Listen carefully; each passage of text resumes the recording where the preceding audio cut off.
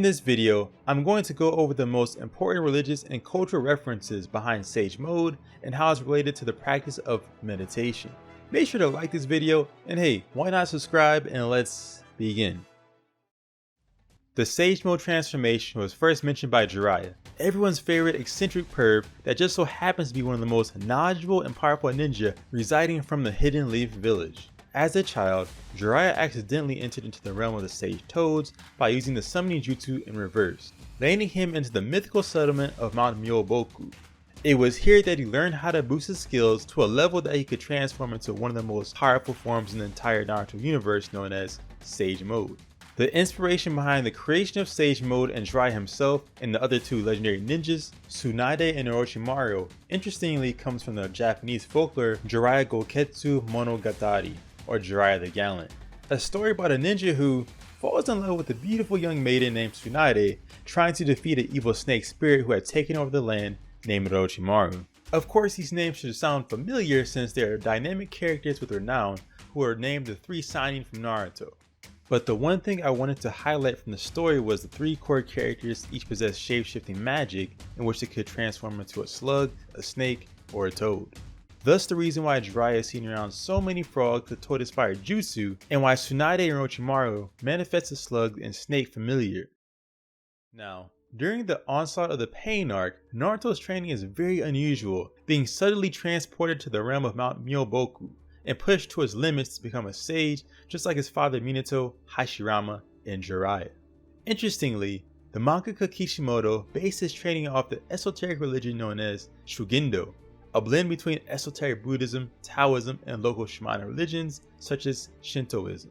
The basis of this training is in the name itself, Shugindo, the way to spiritual power through discipline and training, with people on this pilgrimage go on a shamanic journey through the mountains of Japan, doing exotic rituals like meditating under freezing cold waterfalls or walking with no destination for half a day, all while wearing a white cloth, symbolic of death in Japanese culture.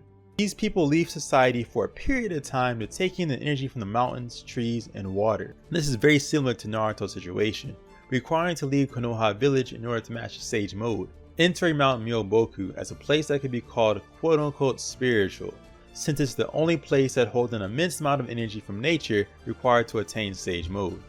People who practice the Shugindo religion believe that if you spend time in the mountains and forests, we can obtain supernatural abilities like the ability to heal, control weather, or achieve a state of enlightenment.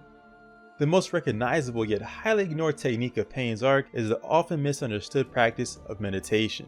Yes, this is one of the few anime that actually mentions this practice, although I'm not sure why mangaka haven't used meditation as some form of power-up in other shows, but I digress.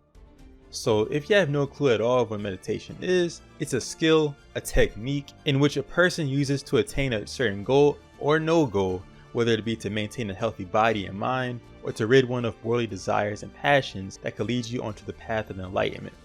There are numerous types of meditation such as breathing meditation, mindfulness meditation, japa or mantra meditation, and even laughing meditation. Basically, there's hundreds of meditations people have created over thousands of years.